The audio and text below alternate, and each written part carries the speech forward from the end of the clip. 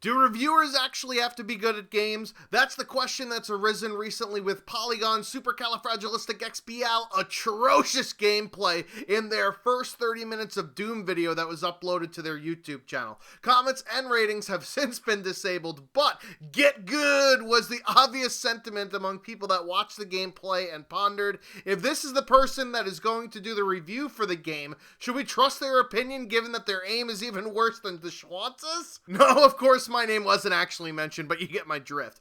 Then, of course, comes the litany of damage controllers and apologists attacking the commenters for the get good mentality. Integrity in gaming journalism rears its ugly head again, and everyone's lining up on their side of the Gamergate or anti-Gamergate camps. So where do I stand? Here's the thing about reviewers. One shouldn't care about the competency at which a person plays a game. It doesn't matter if they're good or not. You should trust reviewers that value the same things that you do in a game and reflect your opinions on how you think games should be.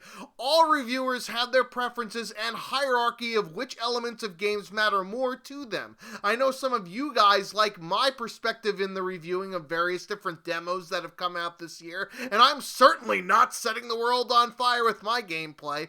I will admit though that even I have the basic competency that even the person playing in the Polygon video doesn't exhibit, which again, I argue doesn't really matter. A game review is just as much about the person reviewing the game as it does the game itself. Sure, there's usually a consensus amongst many reviewers on a particular game, however, the individual reviews are always done through the lens of the person reviewing the game. For me personally, character customization and other cosmetic beepity bops are things that I could give a shit about. Gameplay mechanics are much more important to me. This is why I liked a game like Titanfall and hated Destiny. If you don't share those same sentiments and you value different things than I do, then you're likely not to trust my individual review on a particular game. Looking up the reviewer for the Doom title on Polygon's website, it was none other than Arthur Guys, who is Polygon's reviews editor. If you go back and read some of his previous reviews, you get a sense for the types of elements in games that are important to him and ones that are less so.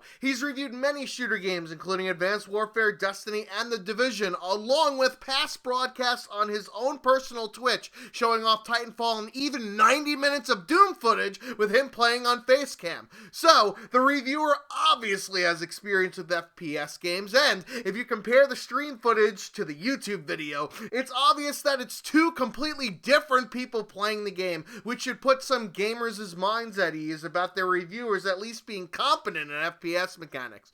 Which brings us to the $64,000 question. Why the fuck would Polygon possibly upload such awful gameplay, which, by the way, does the game absolutely no justice, if it cares about its credibility? The answer is to be first. Since reviewer copies of Doom did not go out before launch date, all of the gaming magazines had to scramble in order to get their footage of Doom up in order to keep up with the Joneses before other people on YouTube in order to rake in that YouTube money. So, whomever was at the office when UPS arrived to drop the game off was the first one to get their hands on it and play it, even if that person had the aim of Elmer Fudd and the joystick skills of a quadriplegic.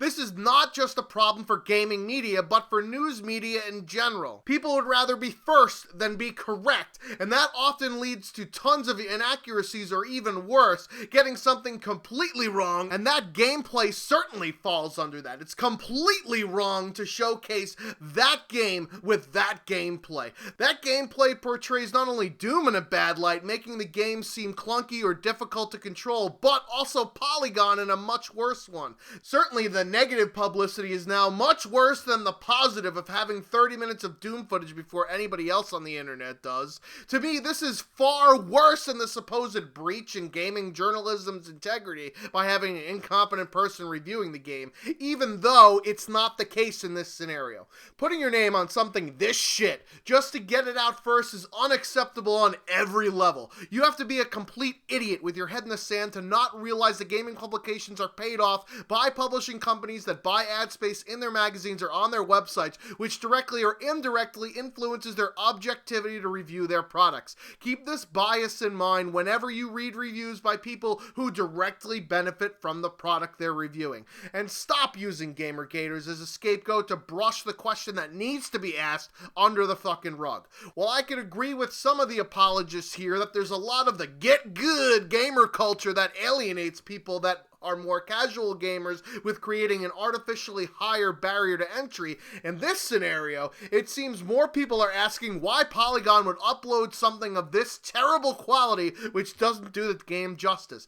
Don't spin the criticism of the idiotic idea to greenlight this video as part of a political agenda. You're reading way too far fucking deep into this. Most of the opposition aren't saying that you can't play video games unless you get good and are being less inclusive. They're simply pointing out if you're going to highlight a game that's coming out or that has just been released, at least do the fucking game its due diligence. Bottom line, find someone who reviews games that share your ideas and values of what makes a game good or enjoyable, not just someone who's really good at games.